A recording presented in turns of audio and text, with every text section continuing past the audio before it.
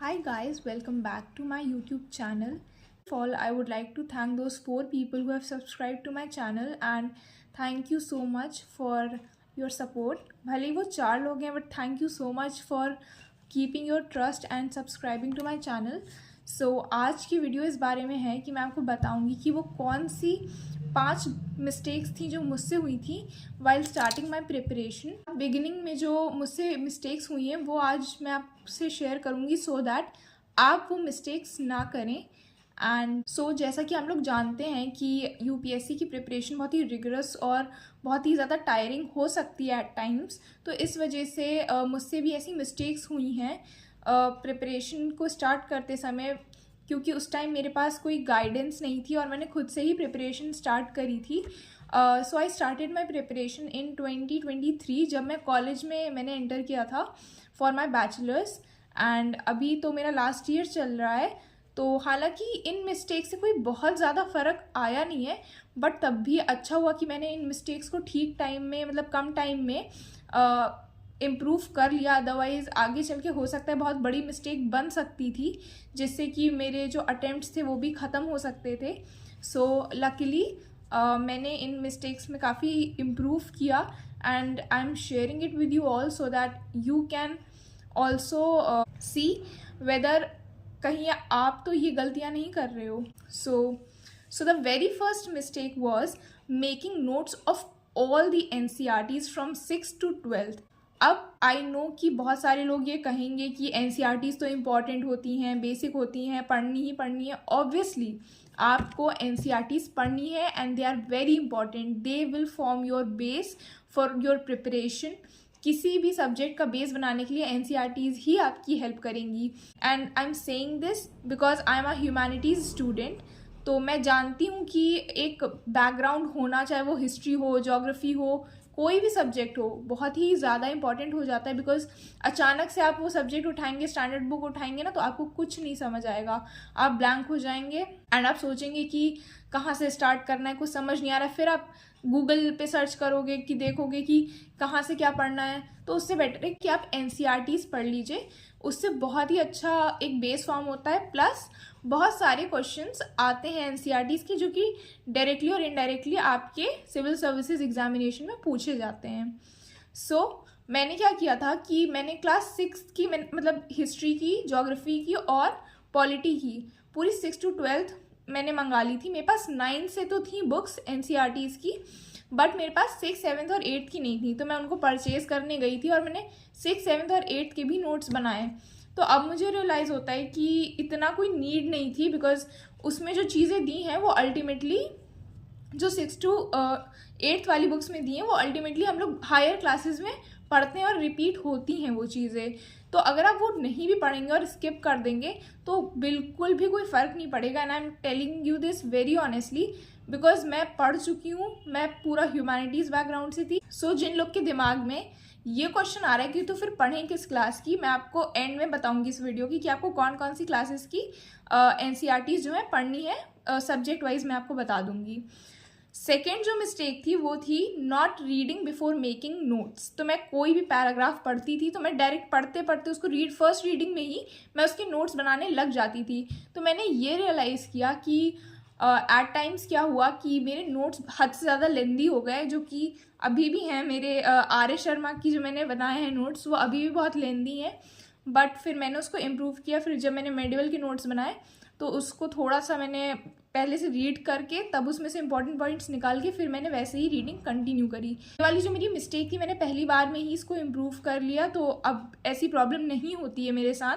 तो आप लोग अगर ये मिस्टेक कर रहे हैं कि आप लोग फर्स्ट रीडिंग में ही सोचते हैं कि आप अपने नोट्स बना लेंगे, तो ऐसा प्लीज़ बिल्कुल मत करिएगा। मेरे साथ ऐसा हुआ कि मेरे इतने ज़्यादा लंबे नोट्स बन गए थे। तो आप लोग अगर साइंस के या कॉमर्स के हैं तो डेफिनेटली आपसे ये मिस्टेक हो सकती है और इसको इम्प्रूव भी किया जा सकता है। The third mistake that I made was not understanding the syllabus demand. अब ये बहुत ही इंपॉर्टेंट है एंड आई गेस मुझे ये फर्स्ट पे रखना चाहिए था। तो ये बहुत ही ज़्यादा इम्पॉर्टेंट है और अगर आप ये नहीं समझे हैं अभी तक कि यूपीएससी सिविल सर्विसेज जो है सिलेबस की डिमांड क्या है, तो डेफिनेटली एक बहुत चैलेंजिंग ये चीज़ हो जाएगी आपके लिए कि किस तरीके से अपना सिलेबस कंप्लीट करना है आपको। आप क्या कर सकते हैं कि आप सबसे पहले तो कहीं भी जो सिलेबस वगैरह है वो अवेलेबल रहता है। जिन लोग को सिलेबस नहीं पता है, मैं डिस्क्रिप्शन बॉक्स में डाल दूंगी, आप लोग वहाँ से देख सकते हैं सिलेबस यूपीएससी का। तो सबसे पहले आप उसको 1-2 दिन बैठ के अच्छे से रीड करिए, आप देखिए कि अच्छा ये टॉपिक्स हैं। दूसरी चीज़ है PYQs, they are very important. PYQs को बार बार देखिए, कौन से क्वेश्चंस हैं, कौन से ऐसे टॉपिक्स हैं जो बार बार हर साल रिपीट होते हैं। एकदम सेम क्वेश्चन तो नहीं आएगा, बट बहुत हद तक सिमिलर चीज़ें उस टॉपिक से रिलेटेड आती हैं। मैंने भी ये पैटर्न देखा है, एंड आप लोग भी प्लीज़ हर साल के पेपर को एनालाइज करिए, बहुत इंपॉर्टेंट हो जाता है। तो जब तक आप सिलेबस की डिमांड नहीं समझेंगे, आप इतना ज़्यादा सिलेबस पढ़ते जाएंगे और उसको रिवाइज नहीं कर पाएंगे। तो ये बहुत बड़ा मिथ भी है कि यूपीएससी में हर वो चीज़ पूछी जाती है जो सन के अंडर होती है, बट ऐसा कुछ नहीं है। एक बहुत ही प्रिसाइज सिलेबस आप लोग भी प्रिपेयर कर सकते हैं। Now next is not revising my NCERT notes. मैंने ये 1 साल तक पूरा मैंने नोट्स बनाती गई और मैंने रिवाइज ही नहीं किए। उसके बाद जब मैं स्टैंडर्ड बुक्स पे आई तो वो थोड़ा थोड़ा पीछे का डिमिनिश हो गया था नॉलेज जो थी माइंड में। फिर उसके बाद मैंने थोड़ा टाइम लिया वो सब रिवाइज करने के लिए। Now NCERTs are again very very important, please don't skip them. और ऐसा नहीं है कि आपको 6 to 8 की नहीं पढ़नी है तो हायर क्लासेस की भी नहीं पढ़नी है, आपको हायर क्लासेस की एनसीईआरटीज ज़रूर पढ़नी है। और मैंने बना तो लिए नोट्स, बट मैंने रिवाइज़ नहीं किए उसको, और उसके चक्कर में बहुत टाइम मेरा चला भी गया।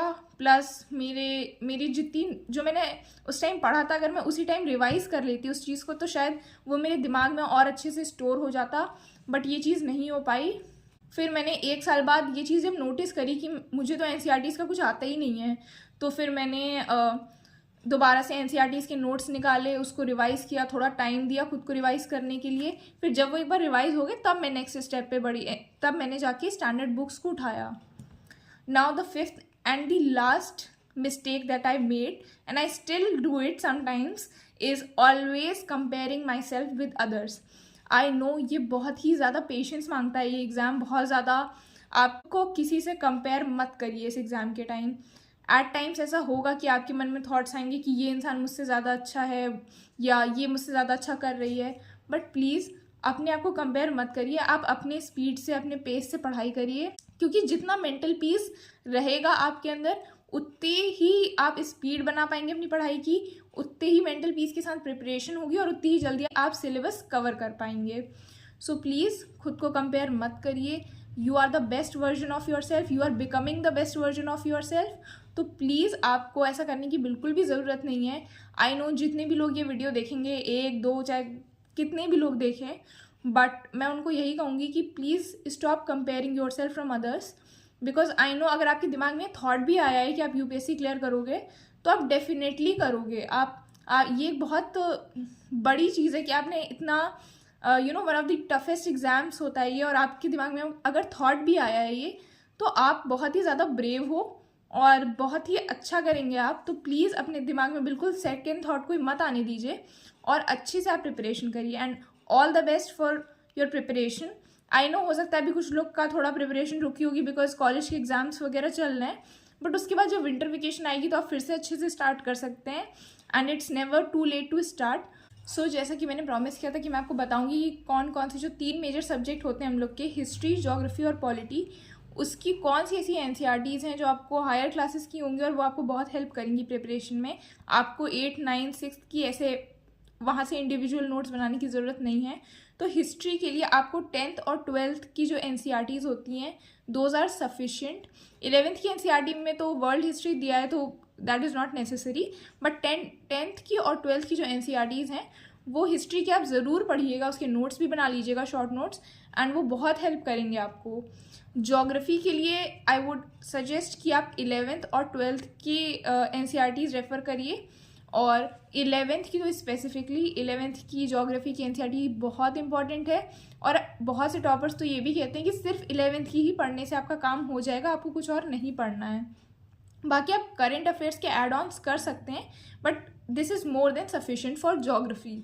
Now for polity, class 11th और 12th की एनसीईआरटी बहुत ज़्यादा इंपॉर्टेंट है, उसमें बहुत बेसिक्स दिए हैं।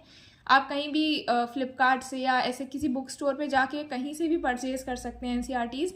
और अगर आपको नोट्स भी चाहिए या किस तरीके से बनाने हैं एनसीईआरटीज़ के नोट्स, तो उस पर भी मैं वीडियो बना दूँगी। आप लोग कमेंट्स करके बताइएगा। और अगर आपको वीडियो अच्छी लगी हो तो please like, share and subscribe. Thank you.